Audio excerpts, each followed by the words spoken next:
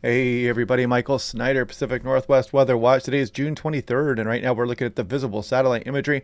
You can see Washington, Oregon here. If we scroll through yesterday in the visible satellite imagery, you can see some lenticular cloud action as we went through the afternoon and evening hours across some of Oregon there. Some mountain wave activity here across some of BC and Washington. Also, we go in the overnight hours and we emerge this morning here, and you can see maybe some lenticular cloud activity again today, especially if you can get out for some viewing on the east slopes of the Cascades. But you clearly see more cloud cover here across western Oregon, western Washington. It's a bit blustery out there as well. I can see the new planted plants in my yard thrashing about, gusting 26 miles an hour. But yeah, we got this trough going through here, the strong onshore flow, some gusty winds. We got fire potential, and we've got additional systems ongoing here. We're going to take a look at the extended forecast as always as we go through the video here this morning. Taking a look at the red flag warning for today, 1 to 8 p.m. You can see the National Weather Service Spokane sounding the alarm. Very low relative humidities, some gusts up to 40 miles per hour. The potential for rapid fire spread does exist. And this is Pendleton, Oregon, sounding the alarm as well. Very low relative humidities. And again, 1 p.m. to 8 p.m. today. Taking a look at Seattle yesterday, not bad, 75, 3 degrees above average, just a trace of precipitation. Actually had a few showers. Had a few of you guys comment that we saw those showers there yesterday. Didn't amount to much. It was kind of interesting watching that come across there. And then we look here to Hoquiam, and you can see 61 degrees, 3 degrees below average, and a trace of precipitation there. Bellingham also checking in with a trace right around average at 68 degrees yesterday. So taking a look at what's going on here, you can see this low pressure center kind of centered right over Haida Gwaii there in western British Columbia. Put this into motion, you can see there is going to be some precipitation going on today, mainly Seattle north across British Columbia, some of Vancouver Island and Olympic Mountains. Maybe a shower or two for some of the North Cascades of Oregon as we go through this afternoon.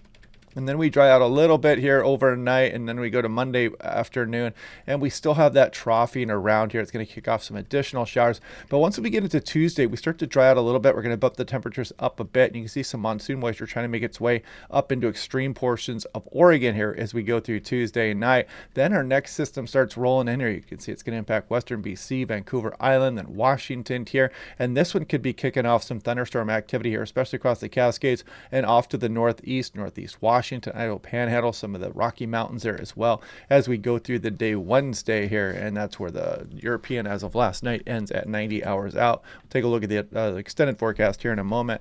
Taking a look at lightning flash density potential. So what I want to point out here is as we go into Wednesday here with that next system rolling in, here we go into Wednesday morning, Wednesday afternoon, there's that thunderstorm potential with that next system here as we go on in towards the mid portion of next week. Look at the daily 2-meter max temperature. This is for today, Seattle. Look at that, still some mid 70s to be had out there across the Willamette Valley. Warmer east, and with those blustery, dry conditions out there, the fire danger is very high right now. Here we go for Monday, bouncing back a little bit for some areas, and we go to Tuesday. Look at this, not a bad day, 78, some mid 80s here for western Oregon, maybe up towards 80 degrees for southwest of British Columbia. We drop back down again with that next system rolling in Wednesday, and you can see the temperatures remain suppressed here as we go through Thursday. A little bit of a bounce back perhaps as we go through next week, and we'll look at that here more starting right now with last night's European Artificial Intelligence run. This is the system we're dealing with now. The strong onshore flow is with us and the blustery winds. A little bit of a ridge here tries to build here across, well, it is building across the southwest, but how much of that includes the Pacific Northwest?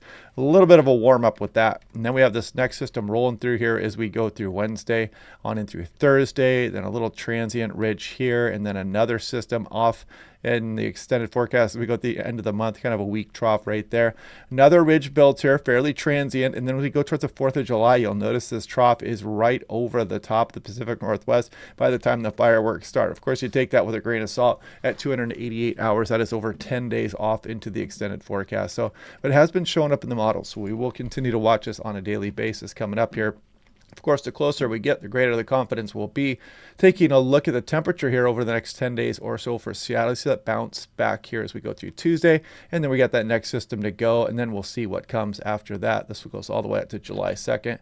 And total precipitation in inches, just want to run through this really quick. You can see not much for eastern Washington, Oregon, maybe a thunderstorm or two across the Blue Mountains here, moving across some portions of eastern Washington, but not much else otherwise.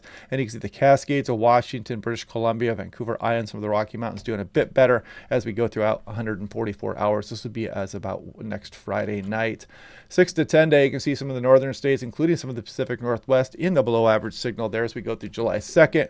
There's a below average signal here for present portions of Oregon, Idaho, and above average just to the north of that. You can see the monsoon season going out there across the southwest as well. And again, this is for tomorrow. This is for today. The one right here with the red, that is high risk for significant fires. The risk is very high. Critical burn environment will be present, especially across eastern Washington into northern portions of Oregon as well. And even NW6 has some pretty elevated risk also for today. And hopefully we can knock this threat back down as we go through next week. But we'll see how that goes.